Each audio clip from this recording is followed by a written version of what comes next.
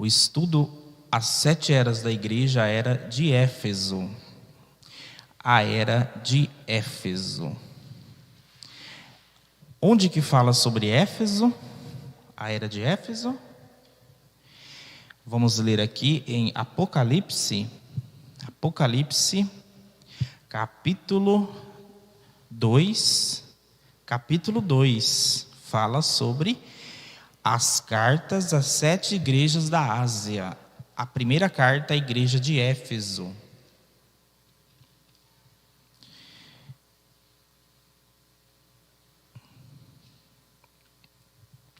Irmã, lê para nós, irmã Maiara. Lê para nós o capítulo 2. Só, do 1 ao 7. Do 1 ao 7. Escreva ao anjo da igreja que está em Éfeso. Isto diz aquele que tem à sua destra 7 estrelas, que anda no meio das 7 castiçais de ouro. Eu sei as tuas obras, o teu trabalho e a tua paciência, e que não pode sofrer os maus, e puseste à prova os que dizem ser apóstolos, e o não tens os abstratos mentirosos. E sofreste, tendo paciência, trabalhaste pelo meu nome, e não cansaste. Tenho, porém, contra ti que deixaste a primeira caridade. Lembra-te, pois, agora de onde saíste, e arrependeste, praticada a primeira obra, quando não brevemente a ti verei, e tirarei do seu lugar o teu castiçal. E se não te arrependeres, tendes, porém, isso que aborrecei as obras dos nicolaítas, e as que eu também bem aborreci. Quem tem ouvidos, ouça o que o Espírito Santo diz às igrejas. Ao que vencer, lhe dá lei de comunhar que está no meio do paraíso de Deus. Amém, graças a Deus. Escreve ao anjo da igreja que está em Éfeso. Quem é o anjo da igreja de Éfeso? Quem é o anjo?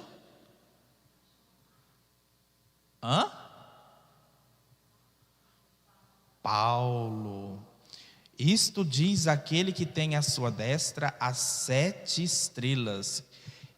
Olha só, isto diz aquele que tem à sua destra as 7 estrelas e que anda no meio. Quem que anda? Cristo. Cristo está andando no meio. Cristo foi posto para fora das igrejas. Então ele está andando. Ele está o quê? Que fala, ó. Eu sei as tuas obras, o teu trabalho, a tua paciência. Então quando ele fala assim, é porque muitas vezes a gente fala assim: nossa, por que nós sofremos tanto? Mas ele está vendo o seu sofrimento pela causa. Paciência, né? Que não pode sofrer os maus, e pusestes à prova os que dizem ser apóstolos, e o não são, e tu os achastes mentirosos. Então aqui ele está falando que é a igreja de Éfeso. Agora vamos aqui no livro das 7 eras, né? Que o profeta traz mais coisas a respeito, né? Através do quê?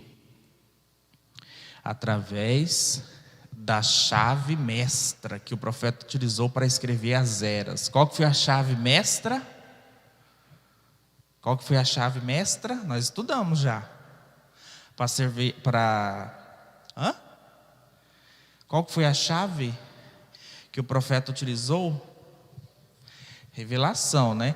Mas assim, ele fala aqui que teve uma chave, algo que ele usou, que foi assim, foi a chave que ele usou, ó. Por que nós usamos essa escritura? Hebreus 13:8. Jesus Cristo é o mesmo ontem, hoje e eternamente. O profeta, essa é a chave que o profeta utilizou. Jesus não muda. Jesus não muda. Então, esta foi a chave que ele utilizou. Então, através, da unção do Espírito Santo e mais essa chave, ele foi revelando as eras, revelando os selos. Porque o que ele fez na primeira era, ele ia continuar na segunda era. Existiria o quê? Um padrão. Deus, ele trabalha com um padrão.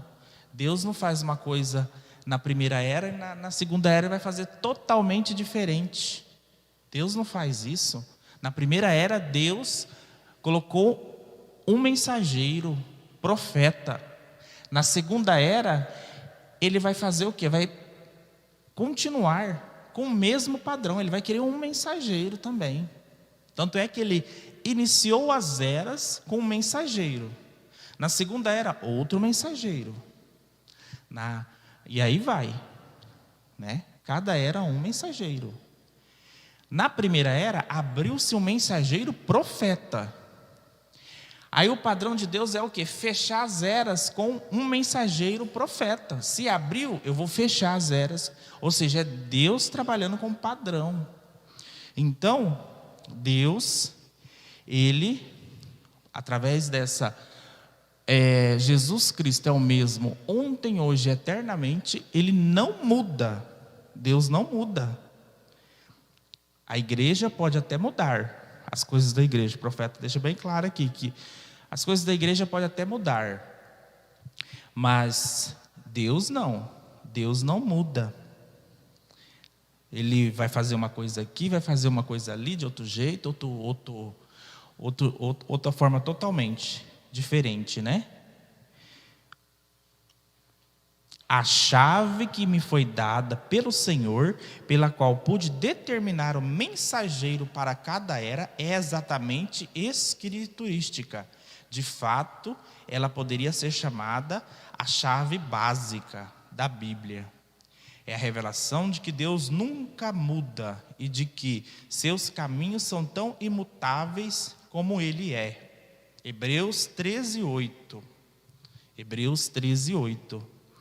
Então o profeta bateu nessa chave, aí ele foi lendo os livros aqui que ele fala, que ele pegou vários escritores que eram imparciais, Pegou para delinear as eras,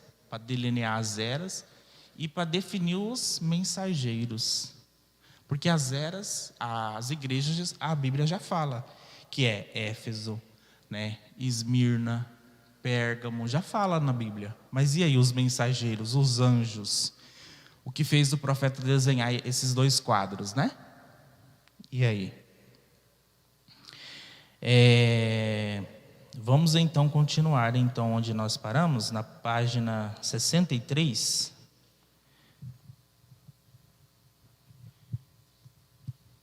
65, Eu sei as tuas obras, o teu trabalho e a tua paciência. Olha só. Eu sei o teu trabalho, a tua paciência. Enquanto anda no meio da sua igreja, ele está ciente do sofrimento do seu povo e ele se importa. Então tem gente que está aí fora aí falando assim, mas Deus não se importa com o sofrimento do povo. Como foi nos dias do cativeiro no Egito, quando ele ouviu os seus clamores. Olha lá, o irmão falou lá no vídeo sobre Joquebede e Arão, E aqui a mensagem já está falando aqui, Ele ouviu os clamores lá no Egito. Agora ele ouviu os seus clamores. Aquele que nunca muda ainda, ouve os clamores dos oprimidos enquanto anda no meio deles. A própria palavra trabalho significa cansaço por causa de opressão.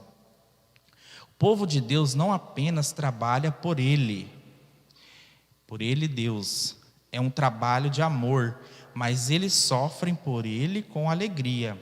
Eles são pacientes em suportar o jugo. Esta primeira era sofreu grande perseguição. Ela teve que trabalhar com afinco para pregar o evangelho e propagar a verdade. A soberana vocação deles na vida era servir a Deus. E quando suas esperanças na vida foram frustradas, eles foram pacientes e confiaram tudo àquele que prometera uma recompensa permanente do céu, pelo que tinham renunciados por ele na terra. Olha só. A era lá, olha lá, ó. O que tem na era de Paulo lá, Éfeso? O que tem lá? Vocês viram que tem uma coisinha pequenininha de escuridão? O que é aquilo ali, aquela escuridãozinha pequenininha ali? Quem que sabe o que é? Poderia ser, né? Que o profeta fala que começou a nascer ali nessa era. Oi? Essa denominação, o profeta já tem o nome dela, né? Denominação, né? Mas o profeta já fala o nome do que já nasceu ali. Tem a ver com o ismo.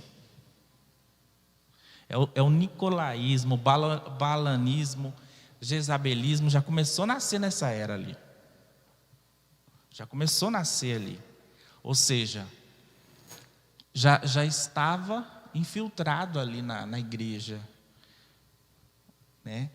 Ou seja, pessoas servindo a Deus, mas totalmente incorreto. Servindo a Deus, mas anti-palavra. Não estava de acordo com a palavra. Olha só o que o profeta fala aqui. Eu creio que devemos parar aqui e nos preocupar com a ideia de que o povo de Deus tem sido sempre e sempre será perseguido. Olha só. E aí? O que vocês entendem sobre isso? O povo de Deus é perseguido? É verdade ou não? O que vocês acham? É perseguido? Desde sempre é perseguido? Nas eras lá em muito tempo atrás, né? Foi perseguido. Eu creio que devemos parar aqui e nos ocupar com a ideia de que o povo de Deus tem sempre e sempre será perseguido. Esse negócio de que aqui vem para cá, aqui está tudo bem. Aqui está tudo bem, aqui nós não tem perseguição, aqui nós não tem, aqui tudo é bom, aqui nós somos prósperos, aqui nós temos saúde, aqui, cuidado com esse tipo de igreja, cuidado, porque o povo de Deus, ele não é só bonança não. Só bonança, só. Primeira coisa, como que Deus vai mostrar os seus atributos de salvador, de curador? Como que ele vai? Se está tudo bem, se está tudo... Se a Bíblia mesmo fala, quando eu estou fraco, estou forte. Quando eu estou forte, estou fraco. Nós mesmos, quando estamos fracos, aí que nós senta joelho no chão e começa a orar. São nessas horas que a gente mais procura Deus. Quando está faltando alguma coisa, não é verdade? Nós sabemos, nós somos seres humanos, né? Eu creio, você sabe que Gênesis é o livro dos princípios, e o que você encontra iniciado ali prosseguirá bem até o Apocalipse e nunca mudará. Ali nós vemos que Caim perseguiu quem? Caim perseguiu Abel.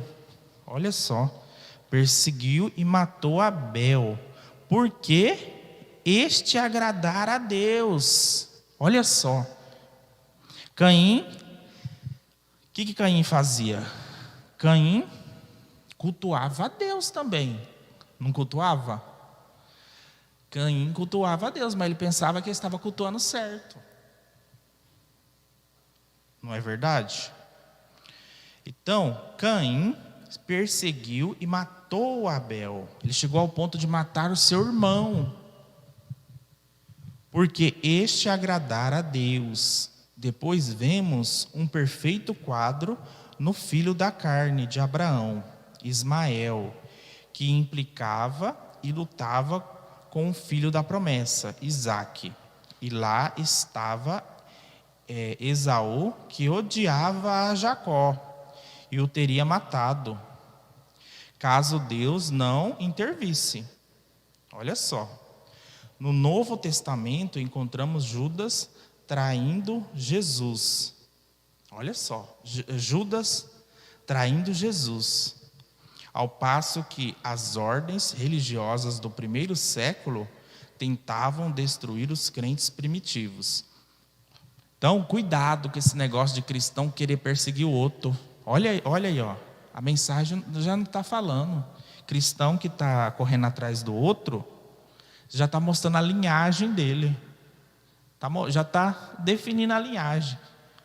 O cristão que é de Deus, ele não está preocupado com o pecado do outro, se o outro está devendo, se não pagou, se deixou de pagar, não está preocupado não, ele está preocupado com ele, com Deus, ele está preocupado, não é verdade?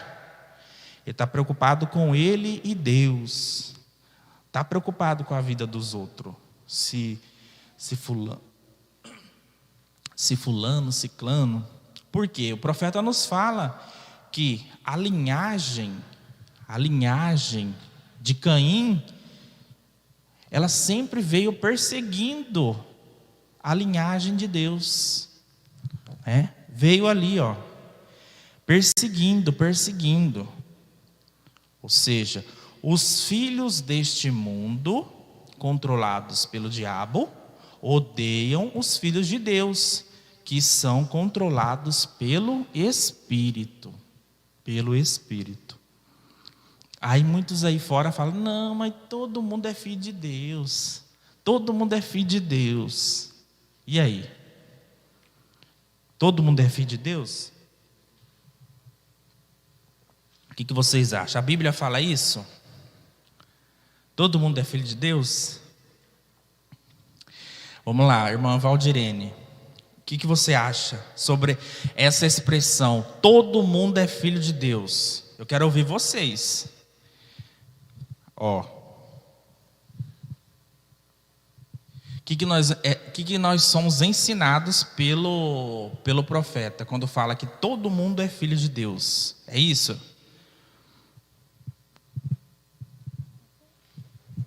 Bom, quando alguém fala isso, eles tentam, tirar, a culpa, das coisas que fazem. E, na verdade, a gente entende que todos são filhos de Deus. Isso é verdade. Só que não é todos que aceitam essa paternidade. E essa é a diferença. Porque se você não aceita quem é o seu pai, então você não está obediente a ele. Então, é como se fosse aquele filho, abastado, que ele pode até estar ali, sob aqueles cuidados, mas ele não aceita, então ele não recebe as bênçãos daquele pai, porque ele, embora seja filho, ele não aceitou as ordens do pai. Irmã Maiara, todos é filho de Deus? A irmã Sueli, eu escutei dela que falou que todos é. A Bíblia ela fala, mas eu não sei qual versículo, não me lembro, que fala que não seja como Caim, que desde o princípio era maligno, era filho do maligno, Então, nem todos são filhos de Deus, Porque tem o joio e o trigo, Todos recebem a luz, mas no fim, um é queimado. E aí, a parábola do semeador. Veio o semeador. Nós precisamos entender. Veio o semeador e semeou. Semeou o quê? Semeou a sua semente. Mas aí o inimigo veio e colocou a sua semente também. E aí o semeador falou: não, se eu arrancar a minha semente, minha planta, se eu ceifar, né, eu vou arrancar. Se eu arrancar o que foi semeado pelo inimigo, eu vou arrancar a minha. Então eu vou deixar crescer tudo, né? Aí na hora que eu for ceifar, no final, eu pego o trigo e jogo fora o joio, né? Queimo o joio. Olha só, queimo o joio. Então, muito cuidado com essa expressão, né? Todos são filhos de Deus, todos, né? Não é questão, as pessoas elas, né, pensam assim, tudo é, Deus só quer o coração, né? E aí, onde que fica a nossa parte de seguir a palavra, de fazer as coisas corretas, né? Nós não vamos dar conta de tudo, mas temos que estar com Deus, né? Não é simplesmente eu sou filho e sair aí fazendo as coisas erradas, né? Não é assim que a Bíblia nos ensina. Amém? Vamos então, quem tem um destaque da era da igreja de Éfeso? Quem tem um destaque? Aqui há um versículo que eu citei, é o 3:12. Não como Caim, que era do maligno e matou seu irmão, e por causa o matou, porque as suas obras eram más, e a do seu irmão justo.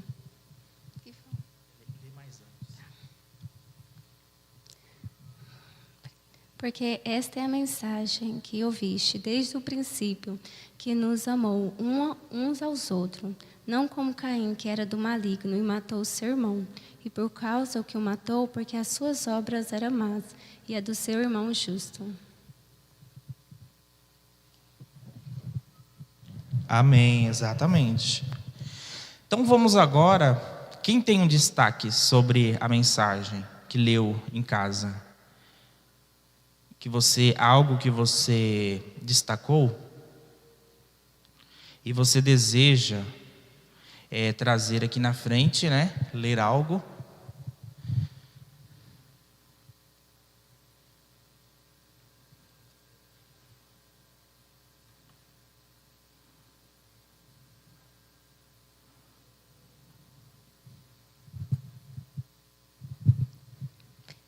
O meu destaque é sobre perseguição mesmo, que o irmão Wesley citou agora há pouco.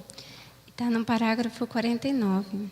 As perseguições e prova contribuem uma parte normal da vida cristã. Há somente uma coisa que você pode fazer acerca delas. Entrega-las todas a Deus, não julgue e deixe a sua obra e julgamento final a cargo dele. Amém.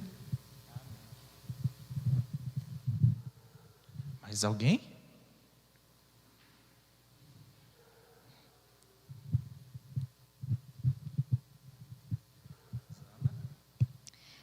E na página 72, há um destaque que sempre me acompanha e segue por todas as eras da igreja. O irmão Branham mostra uma das táticas que Satanás mais usa, que é... Eu vou ler e depois eu comento.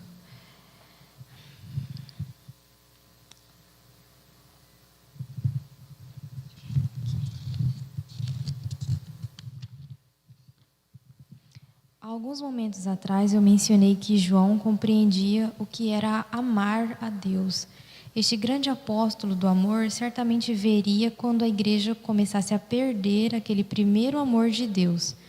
Em 1 João 5,3, ele diz: porque esta é a caridade de Deus, que guardemos os seus mandamentos, sua palavra. Um pequeno desvio dessa palavra era um passo para longe de Cristo. As pessoas dizem que amam a Deus, elas vão à igreja, elas até mesmo gritam e se regozijam e cantam, e têm momentos de grandes emoções. Mas quando tudo termina, observe e veja se elas estão nessa palavra, andando nela, vivendo nela. Se passam por todas as outras coisas e depois não andam nessa palavra. Elas podem dizer que amam a Deus, mas as suas vidas contam uma outra história. Eu não sei se João não viu muito disso antes de morrer. Pessoas dizendo que amavam a Deus, porém não obedecendo sua palavra. A igreja de Éfeso, algo está acontecendo com você. Alguém está tentando acrescentar essa palavra ou tirar dela. Mas eles o estão fazendo tão sutilmente que você não pode vê-lo. Eles não têm feito um movimento tão grande que você possa vê-lo abertamente. Está encoberto.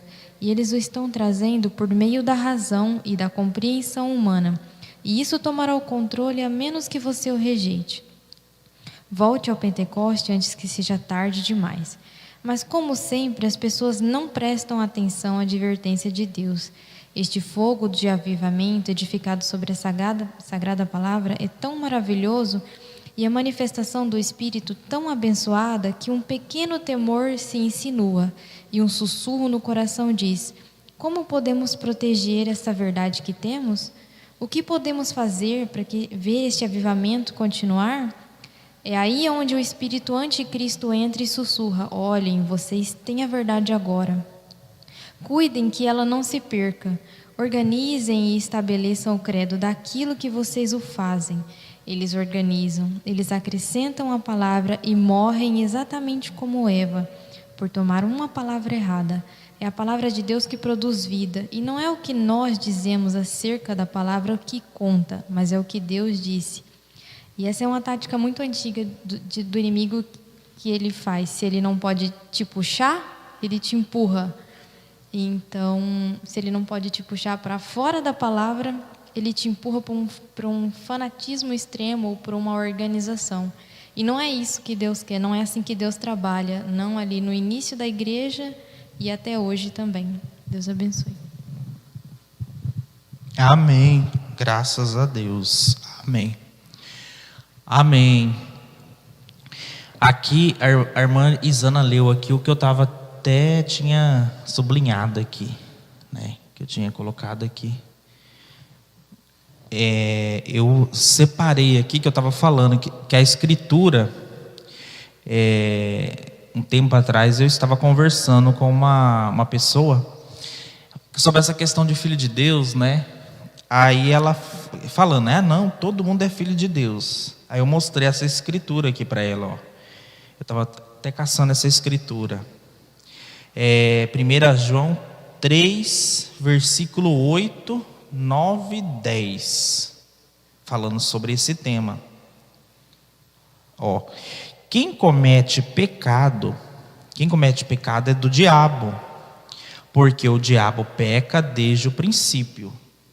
Para isto, o Filho de Deus, né, se manifestou. Ou seja, se o Filho de Deus não tivesse manifestado, todo mundo não iria mais ser filho de Deus, porque quem comete pecado é do diabo. Então, para isto, o Filho de Deus, que foi Jesus Cristo, manifestou, para desfazer as obras do diabo. Então, por adoção, nós fomos resgatados. Qualquer que é nascido de Deus não comete pecado.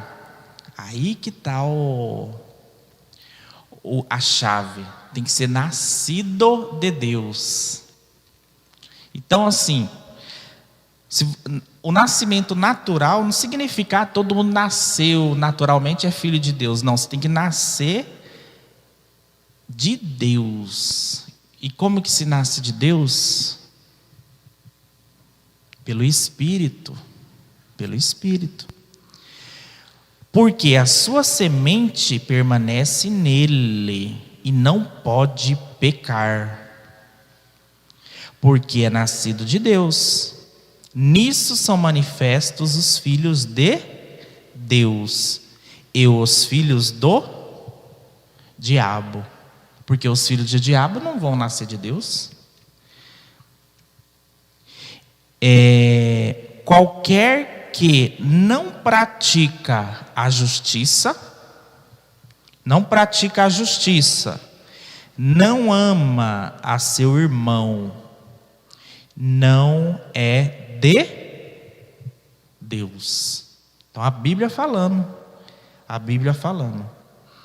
Porque esta mensagem que ouviste desde o princípio, que nós amemos uns aos outros. Então aqui já está falando, né? Não como Caim, que era do maligno e matou o seu irmão.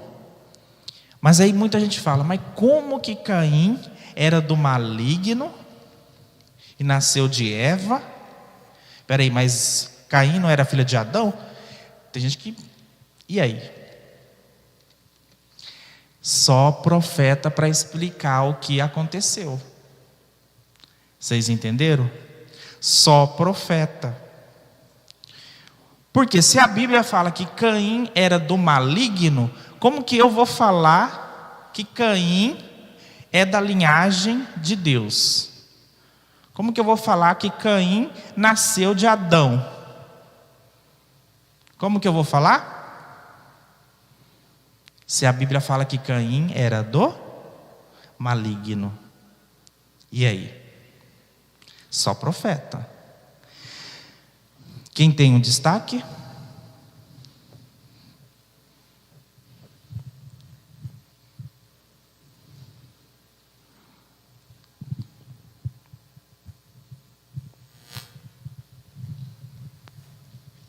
Parágrafo 43 da Mensageira de Éfeso.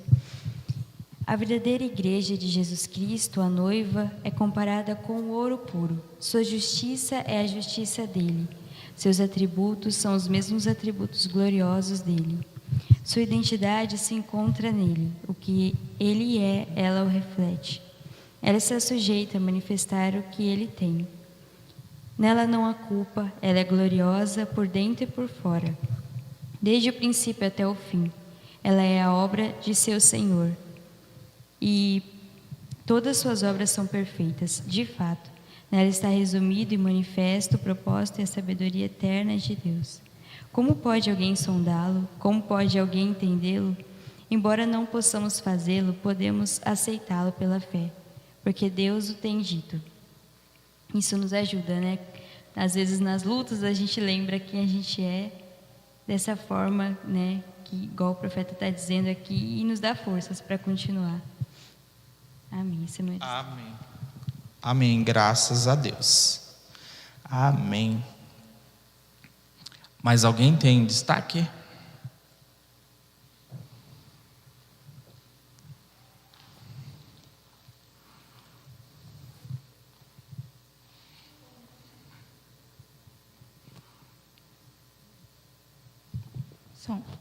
Boa noite a todos. Vou ler a página 58. Primeiramente, Paulo foi completamente fiel à palavra. Ele nunca se desviava dela, não importando o que custasse. Gálatas 1, 8 e 9 diz: Mas ainda que nós mesmos ou um anjo do céu vos anunciasse outro evangelho, além do que já vos tem anunciado, seja anátema. Aqui a parte que eu friso é que Paulo foi completamente fiel à palavra de Deus e nunca se desviava dela. E muita gente que se diz cristão hoje em dia, qualquer coisa, se desvia da palavra de Deus. Deus isso, irmão aquilo, e por aí vai.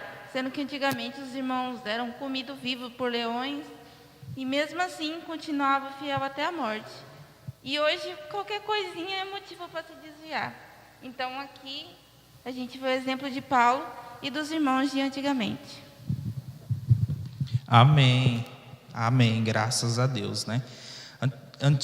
Os irmãos, hoje até eu passei lá numa livraria, e aí eu estava vendo aquele livro dos mártires, né? Quase comprei o livro dos mártires, né?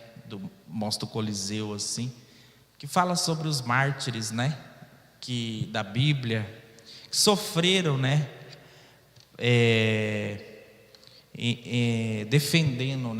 Defendendo a fé deles nas arenas, né? E a gente lembra, né, que eles estavam firmes ali, eles não... O posto de dever deles era aquele ali. Eles não iam para cá e nem para lá, não. Né? Então, eles eram convictos no que eles criam. E hoje é tantos ismos, ismo para cá, ismo para lá. Porque se Deus fez algo por você, se Deus colocou você numa mensagem, não importa se homem vai errar, se pessoa vai errar, se fulano deixa, você vai seguir, é você e Deus, né? É você e Deus. Você não vai criar um atrito, né? Então é você e Deus. Nada vai abalar a sua fé. Então, se você e Deus está bem, para que, né, eu vou murmurar contra um ou contra outro? Eu vou o quê? Eu vou preservar a minha relação com Deus. Vou preservar. Agora tem muita gente que faz ao contrário, né? Eu estou bem com Deus, mas fulano não está. Então, vou começar a falar de fulano. Não, aí você está indo para o mau caminho. Aí você está mais errado que o fulano que errou. Não é verdade? Então quem está errado com Deus, Deus vai acertar com ele. Você que está certo com Deus, então, né? Amém, vamos prosseguindo, né? Não queira entrar no clima aí. Nós estamos vivendo num clima numa atmosfera muito, principalmente de atmosfera de rede social, né? Meu Deus do céu, o negócio tá meio doido. Eu tinha feito um Instagram para mim, falei, não aguento mais, já desliguei, já fui lá e já fechei a conta. Falei, não quero ver mais nada, não estou aguentando nem o WhatsApp mais. Por quê? Você quer, quanto mais escondido você ficar, melhor. Não é verdade? Quanto mais escondido, mais quietinho ali no seu canto, porque hoje, nossa, aconteceu não sei o que lá em tal lugar, aconteceu tal coisa não sei na onde. E o que Deus quer, quanto mais sua mente virgem, melhor. Menos você vai sonhar à noite, menos você vai ter coisa para pensar, não é verdade? Você abre o YouTube, já vem uns vídeos assim que não tem nada a ver, né? Então, mas por isso que eu falo, se nós não nos policiarmos, nós temos, por isso que fala, orar e vigiai. Olha, esse vigiar aí está no peso de orar. Olha só. É orar e vigiar. Que o inimigo ele está querendo tragar mesmo os cristãos de hoje em dia. Está furioso. O inimigo está furioso. Se nós não nos posicionarmos, o inimigo está furioso. Hoje o cristão, o que está faltando é posição. Nós temos que nos posicionar. Amém? Graças a Deus. Posicionar em Deus. Amém? Posicionar na palavra de Deus. Estamos ancorados nela, acabou, não tem outra coisa que venha tirar você da palavra de Deus. Não tem. Amém? Não tem coisa nova. Jesus Cristo é o mesmo ontem, hoje e eternamente. Não tem coisa nova. É coisa modernizar, querer colocar data show, né? Aí as igrejas estão assim agora, né? Querer dar uma modernizada. Não. Olha só. Em Éfeso, começou a modernizar em Éfeso, para virar o que está hoje aí. a semente do nicolaísmo. O que é nicolaísmo? Alguém sabe o que é? Nicolaísmo? Nicolaísmo, o que é?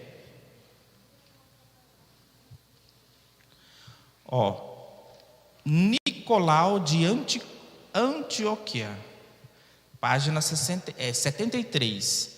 Nicolau de Antioquia, um presélito que tornara-se um dos 7 diáconos em Jerusalém, lá na igreja em Jerusalém. Ele começou a o quê? A modernizar. Falou, não, isso aqui está muito quieto, isso aqui está muito parado, começou a modernizar as coisas. Olha só. Começou o quê? Desvirtuar as coisas de Deus. Começou a sair fora, das coisas de Deus. Por isso que chama nicolaísmo. Ele começou com essa tal de nicolaísmo. Vem do nome dele, Nicolau. Nicolau de Antioquia. O que são esses nicolaítas? O que é? Quem que achou aí?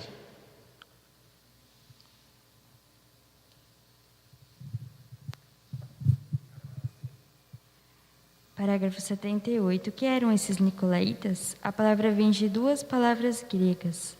Nikao, que significa conquistar, e laos, que significa o laicalismo. O fato real é que alguém estava fazendo algo naquela igreja primitiva, que estava conquistando o laicalismo. Se o laicalismo estava sendo conquistado, então deve ter havido alguma autoridade lá fazendo isto.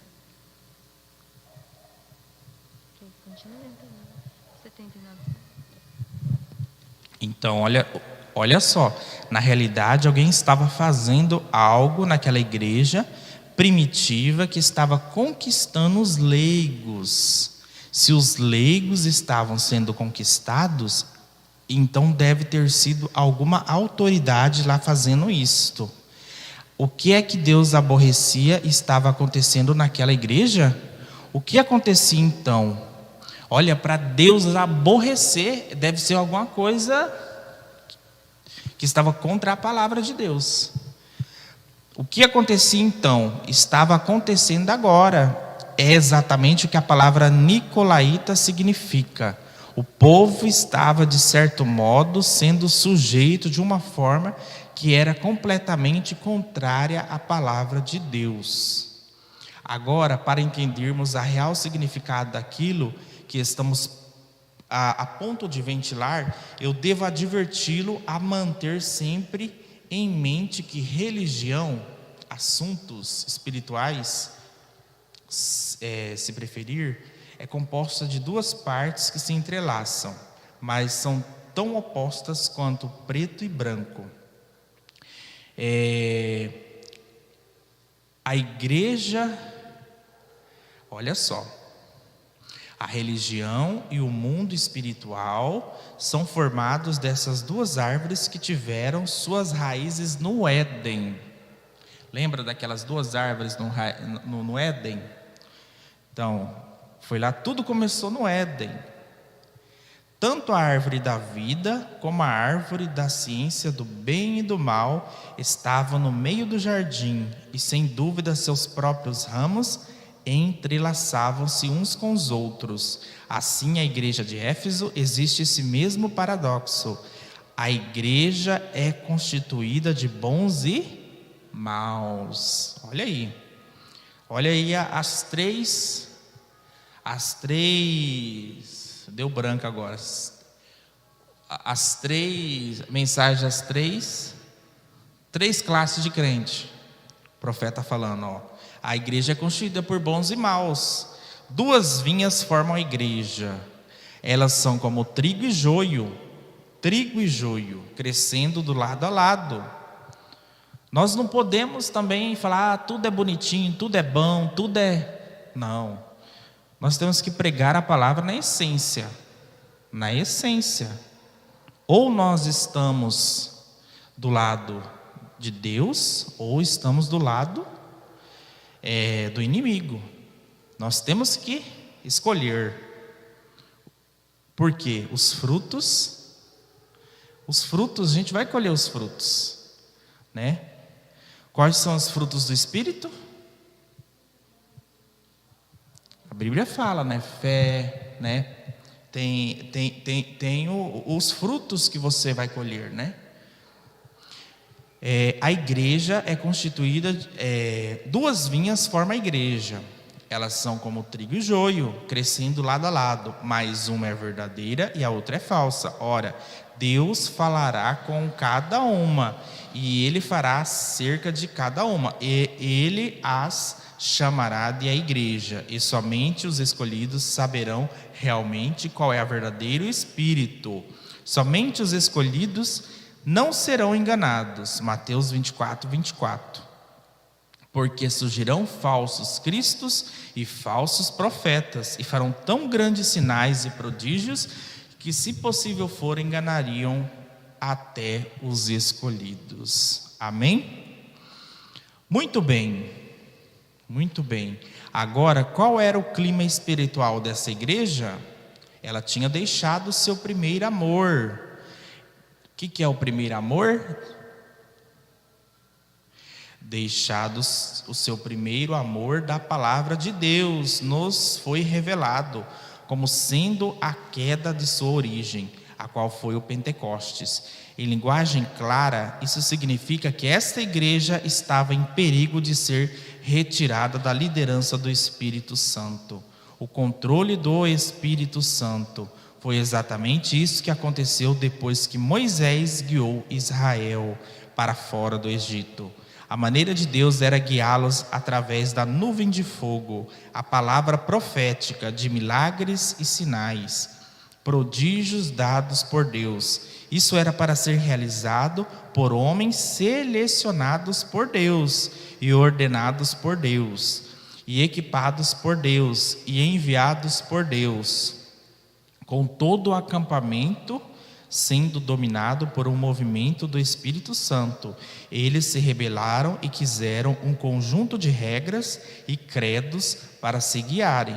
Depois eles quiseram um rei, depois eles quiseram ser exatamente como o mundo e entraram em completa apostasia e esquecimento.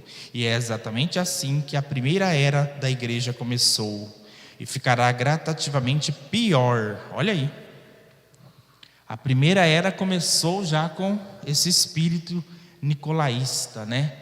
De querer se apostatar da palavra de Deus, de querer a liderança do Espírito Santo ser retirada. Ou seja, o profeta aqui ele está falando que a liderança já não vai ser mais o Espírito Santo. A liderança já não vai ser mais por Deus, e sim pelo homem. Pelo homem. É onde o que? A política começa a entrar na igreja. A política, né? A política começa a entrar na igreja. A organização. Veja como isso começou na igreja primitiva. Foi chamado de obras. Depois tornou-se uma doutrina. Tornou-se o padrão, tornou-se o caminho inflexível, finalmente assumiu o controle e Deus foi lançado de lado. Olha aí, aquilo começou tão pequeno, tão quietamente, tão inofensivamente, parecia tão bom, parecia tão sadio, então tomou domínio e como a jiboia extraiu a força, o próprio fôlego, e matou toda a espiritualidade que havia na igreja.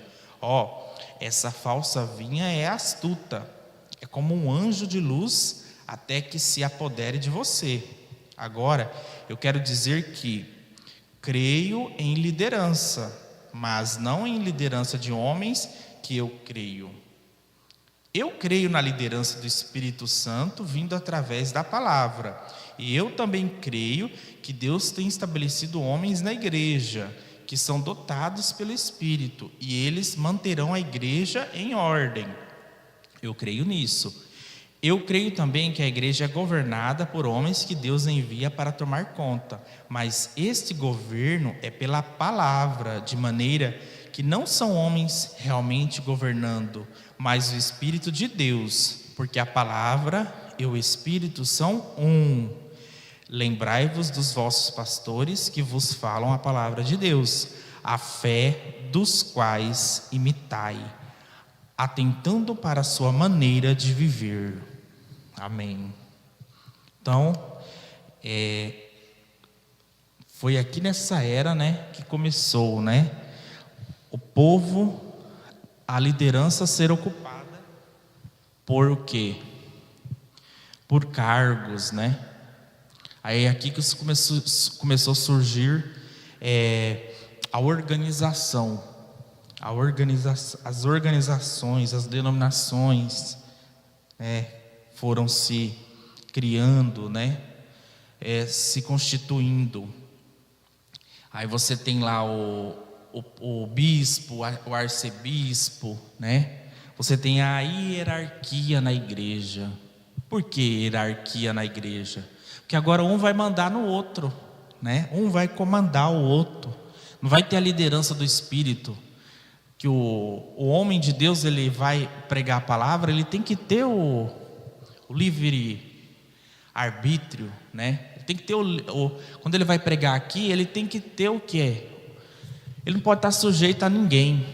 Se ele tiver sujeito a alguém, ele vai ter que obedecer àquele alguém. É um homem obedecendo a outro homem. Então, como que vai ter a liderança do Espírito sobre ele? Como que Deus vai usar ele? Se ele só pode falar de uma coisa, se ele só pode falar de outra coisa, que a liderança da igreja está falando que ele só pode falar sobre aquele tema, e aí? O profeta fala aqui. Começou aqui, nesta era, a hierarquia da igreja, a política entrar na igreja, a política. E uma das mais que se destacou aqui, nesta era, nessa era, 53 a 170, depois de Cristo. Aqui começou a igreja, a igreja católica, a se organizar, que estava bem mais organizada, nessa era.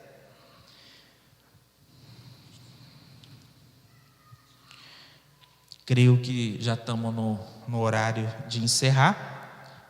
Então, paramos aqui na página 75. Ok? Na página 75. Amém? Vamos então com o hino. Vamos ver aqui. Estúdio. Vamos com o hino Santo Lugar. Santo Lugar.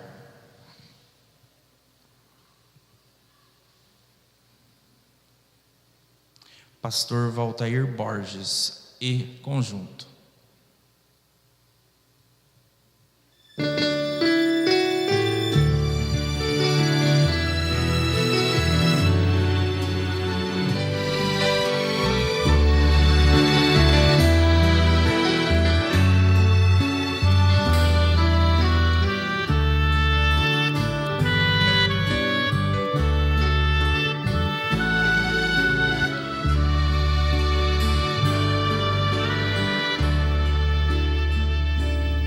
Quando entrei neste lugar, senti tua presença. Eu sabia que aqui é o lugar onde reina o amor, pois este é o templo de Deus, Jeová amado.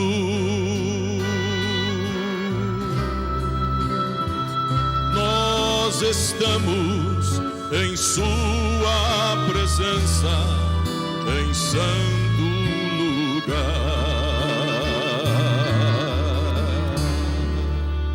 Nós estamos em santo lugar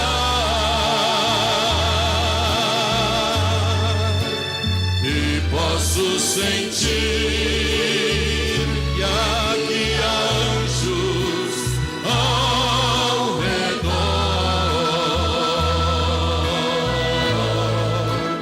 Vamos adorar a Jesus agora. Estamos reunidos em sua presença, em santo lugar.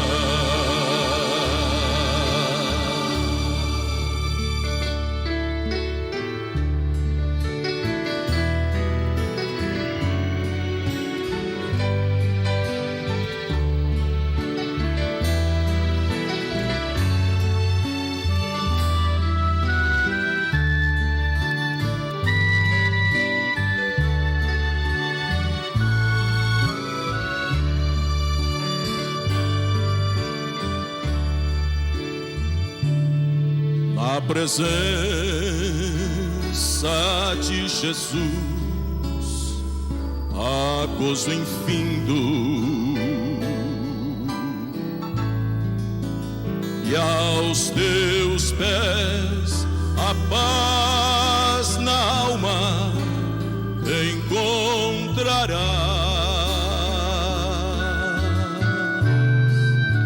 Se tu estás em dúvidas, eu sei, só Ele é resposta.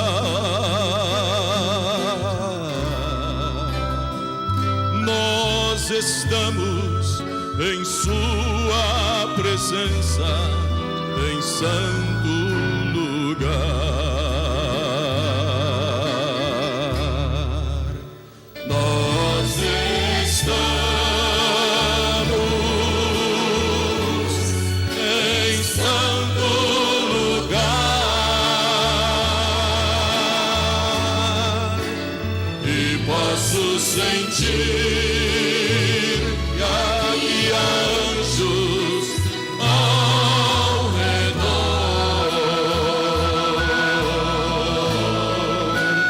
Vamos adorar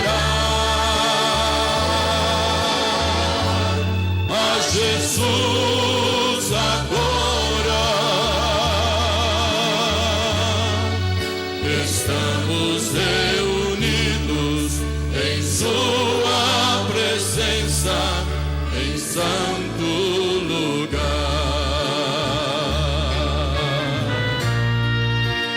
Nós estamos em santo lugar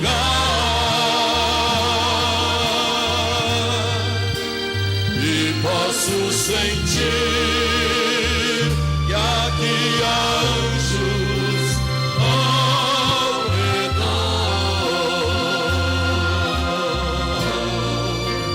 Vamos adorar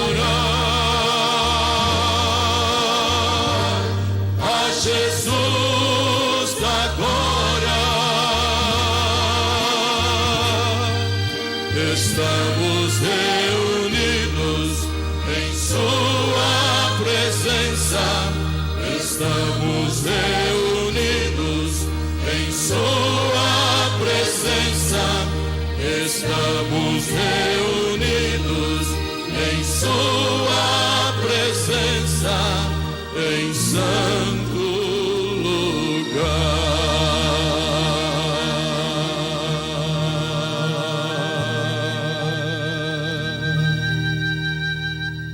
Amém. Graças a Deus, né? Estamos reunidos em santo lugar. Amém. Graças a Deus. Deus abençoe aos amados irmãos aí que estão conectados, né? estiveram conectados conosco nesta programação. Queremos dar aí Deus abençoe a esses irmãos, né, que comunicaram, a irmã Fátima Godoy e família. Que Deus abençoe a cada um desses jovens, amém, em Várzea Grande. O irmão José Farias, né, canal Restaurando a Sã Doutrina. Que Deus continue abençoando a todos através da sua palavra. Ruth da Silva Amaro, na Fazenda São Domingos, no Mato Grosso. Deus abençoe os jovens nesse trabalho e a todos que estão pela internet. Irmã Regina Prudente, boa noite com Jesus. Amados irmãos, Deus abençoe. Em Várzea Grande, né? Temos aqui também mais pessoas que participaram. O irmão Diácono Paulo Henrique, né? Gerson Vieira acompanhando, né? Deus abençoe. Valdemir Ribeiro, Deus abençoe a todos. Deus abençoe a esses irmãos. Irmão Valdemir Ribeiro. Irmão Eliseu, lá de Laranjeiras do Sul, Paraná. Boa noite com Jesus. Deus abençoe, irmão, em Laranjeiras aí. Graças a Deus. Irmã Fabiana, Patrícia e família em Santo Antônio do Leveger, né? Deus abençoe aí os irmãos em Santo Antônio do Leveger. Que pertinho. A irmãzinha Ana Vitória, né? Deus abençoe, irmã Ana Vitória, né? Irmã Ana Vitória, seu lugar é aqui. Deus abençoe.